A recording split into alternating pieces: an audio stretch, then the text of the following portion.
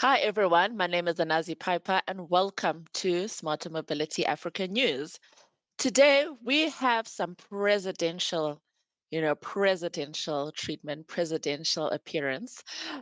Joining us today is Mr. Kabayo Muhau, who is the co-founder and president of the Zambian Electric Innovation Alliance, Zemia for short. And he's also the co-founder and president of Green Hydrogen Association in Zambia. He is also the founder and managing director of Don Mac Limited. He has over 15 years in the renewable energy, ICT, and automotive industry. He's driving the electric mobility adoption in Zambia with his team at Zemia, whose mission is to support the adoption, development, and growth of the entire electric mobility ecosystem in Zambia and Africa. Kabayo is passionate about advancing Zambia's sustainable energy through green hydrogen solutions, such as fuel cell, clean cooking, and fertilizer production. Kabayo has been instrumental in advocating for the adoption of policies that support the adoption of electric vehicles, such as the removal of 100% of customs duties of all electric vehicles, and also ensuring that the government commits to electrifying at least 50% of their fleet. At Zemia, Kabayo has supported the government's initiative of setting up the electric vehicle battery manufacturing through processing of critical minerals. He is also a member of the Off Grid Task Force Committee supporting Zambia's energy transition initiatives such as solar and bioenergy. Ladies and gentlemen, please welcome Mr. Kabayo. Good morning. Thank you very much Hi. for having me. Hi, and thank you very much for having me.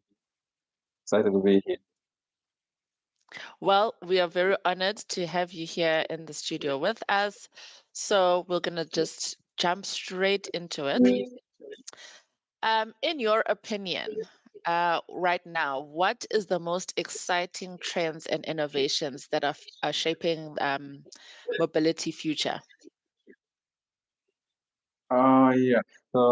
Something which I've been very excited about was considering the e-mobility how it's been moving about at Zemia here in Zambia, which is the national service.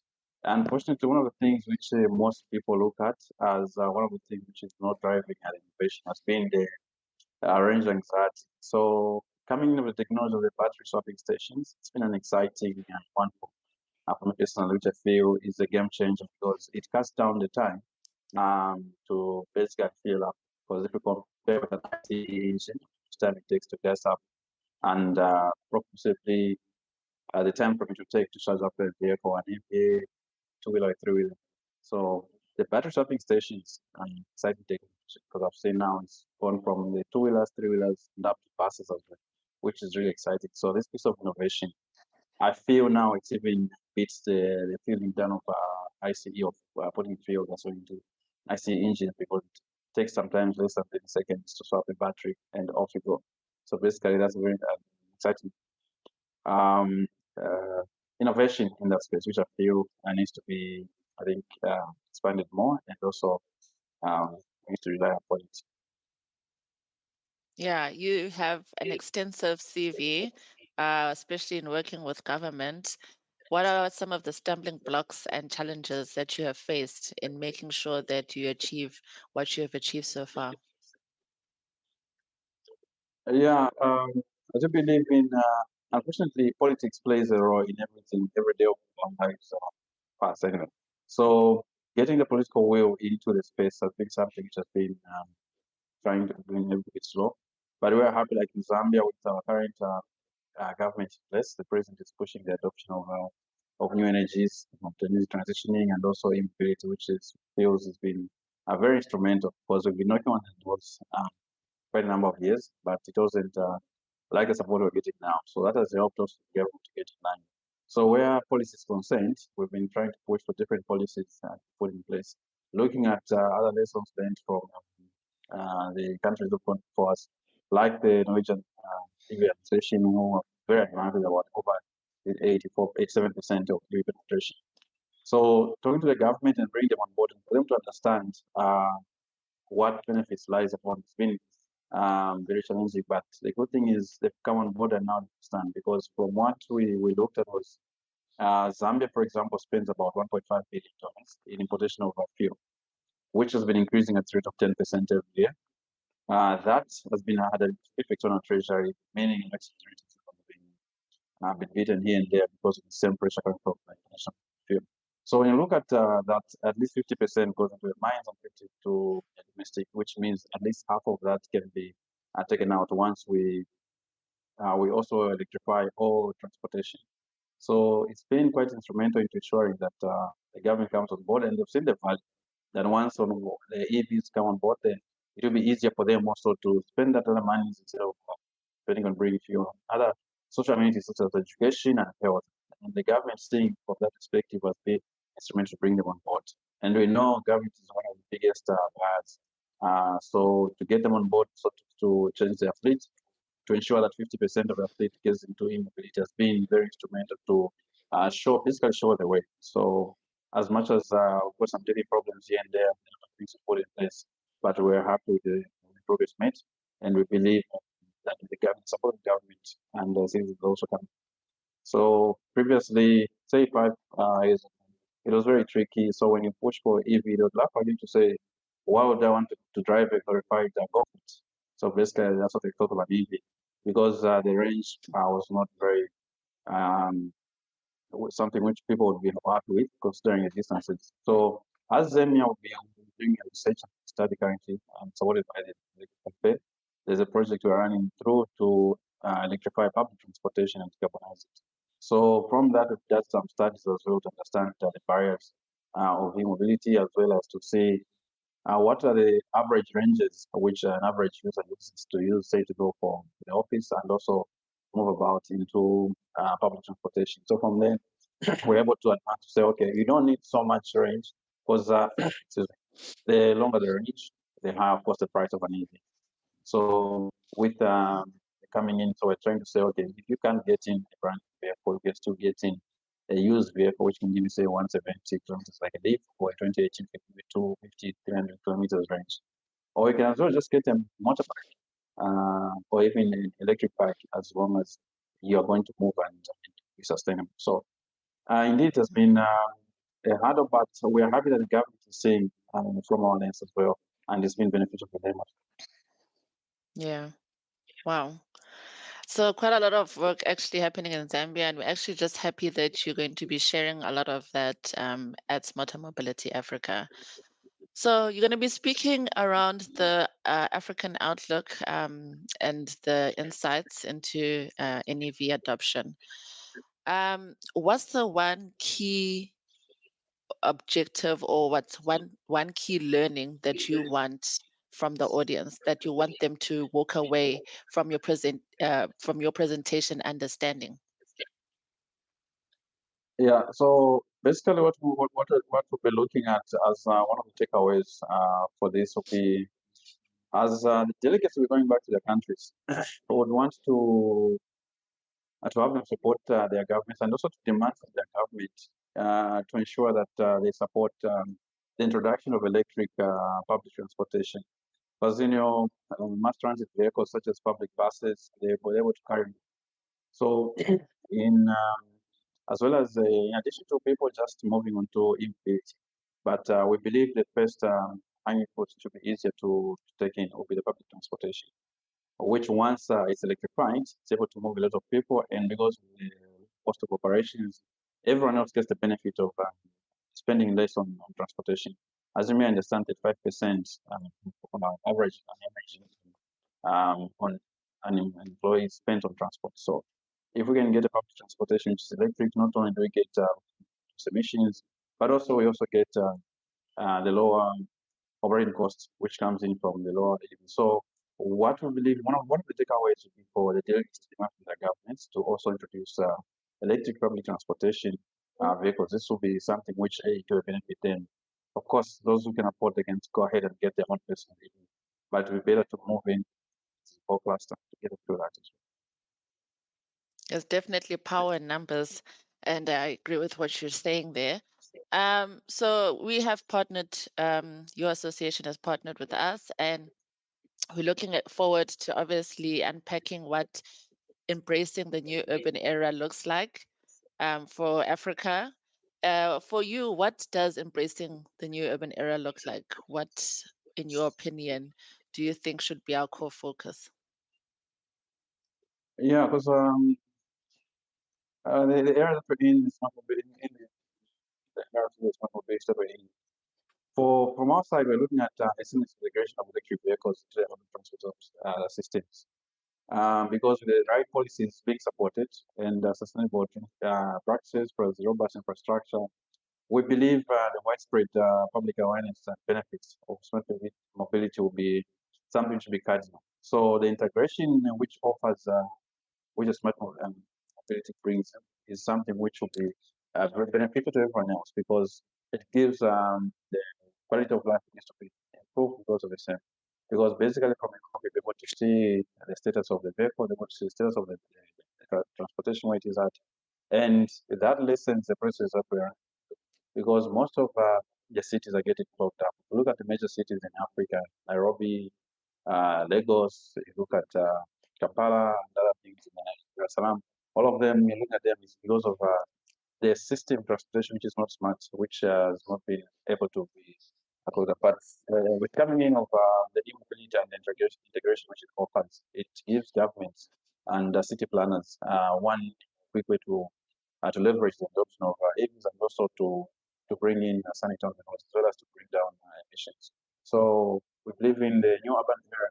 It offers a lot of possibilities for governments, city municipals, municipalities, as well as individuals to get into the mix as well.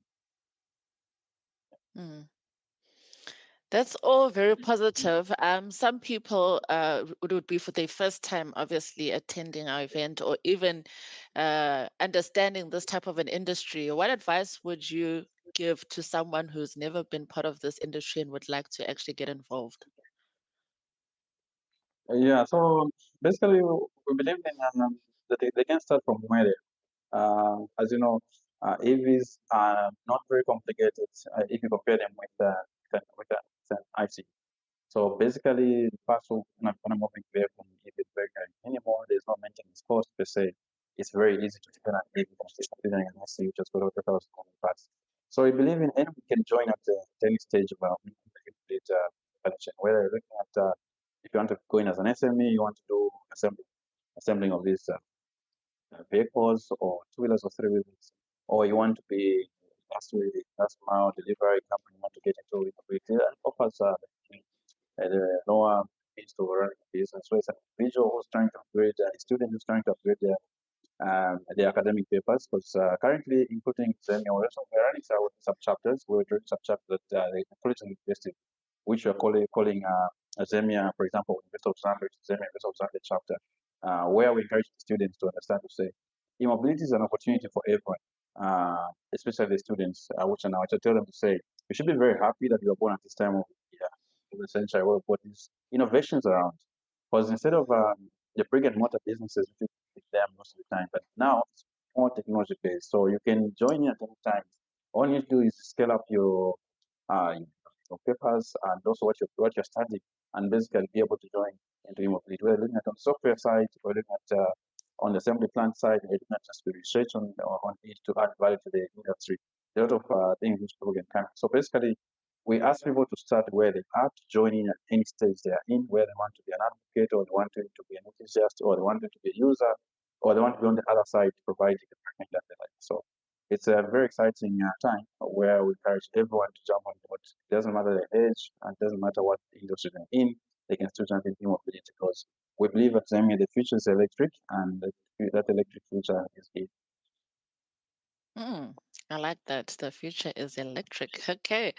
Um, what's the one thing, aside obviously from your presentation and the program, what's one exciting thing that you're looking forward to seeing at Smarter Mobility Africa?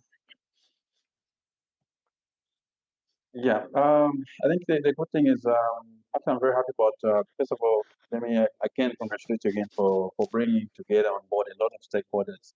I think the challenge has been most we work in silos. We look at one our small lenses trying to figure it out.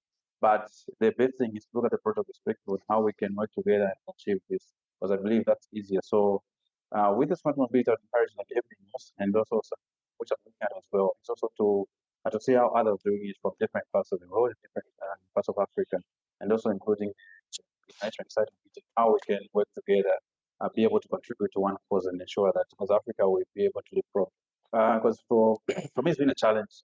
I give an example of my country, Zambia, where we export copper is our major export, and since 1964 we've been exporting that, and basically it's just been going as straight as eighth as it is, and there isn't much of additional value to it. And but with the critical minerals we could have like lithium, the nickel, the manganese, and considering that the world is moving into e-mobility. So we have a time where we can also be able to localize these things that they produce in locally, where we can also move in into whichever part of the value chain produce some either the parts or the batteries or the components that are needed locally. Therefore providing a lot of employment for our men so much needed so we can market in the continent.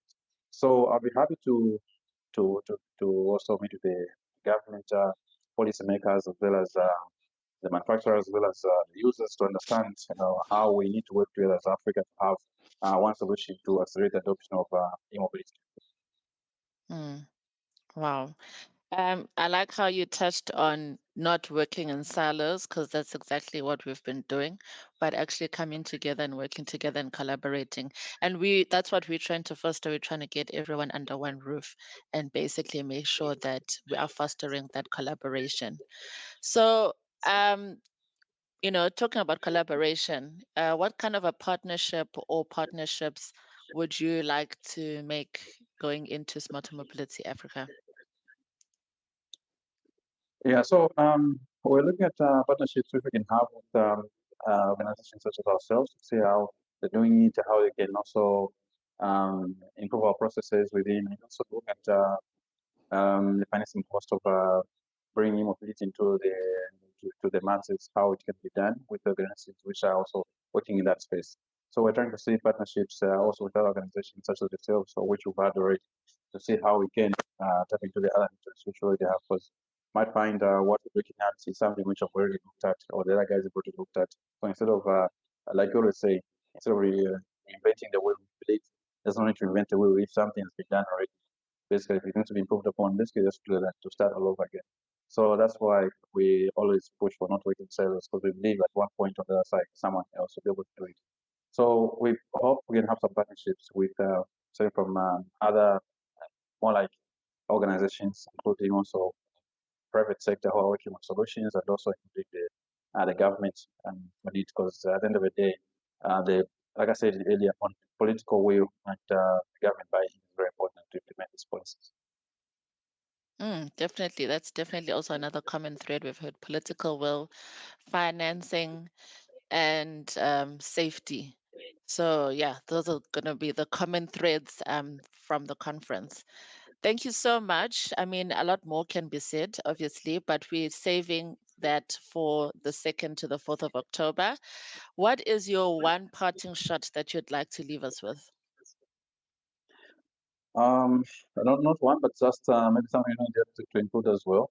Zemia also working with Zambian Environment Management Authority, which has been supported by UNEP, to establish to implement a project called adoption of e-mobilities. We're looking at how we can come up with e-mobility paper in the country and also the policy. So it's something which is being worked on, and I believe it's something which will help the country to move forward. So there are a lot of number of policies which are being worked on, so that like charging station policies to encourage everyone else to put a charging station, and also how charging stations be put up, such as say 100 kilometers on the highways and within 25 kilometers on range. So in conclusion, I'd like to encourage everyone to join the e-mobility, because it's something which changes our lives. And like I said, transport is very important. Without having a very affordable transportation system, it means everything else goes up. I think you do understand when fuel goes up, the pump price goes up, the price of bread, everything else will go up. And once any a commodity goes up, rarely does it come down. And the only way we can maintain the quality of life with including those who are getting minimum wages, to ensure we lower down the transport costs. So we can work together to find solutions for Africa, considering our terrain is not the same as everywhere else in the world. Find the best solutions that we can for our people. And thank you very much. So, e-mobility offers us that. Wow. Yo, this is why they say you are the president. Hey, that was Kabayo Muhau. He's the co-founder and president of Zemia. Thank you so much for joining us once again. And that's it for today. Obviously, with more to come. So stay tuned. Don't forget to please subscribe to our weekly newsletter that comes out every Tuesday. And don't forget to follow us on LinkedIn and on our other socials. Hashtag SMA Summit, hashtag SMA for all, and hashtag SMA News. Thank you and goodbye. We'll be seeing you soon.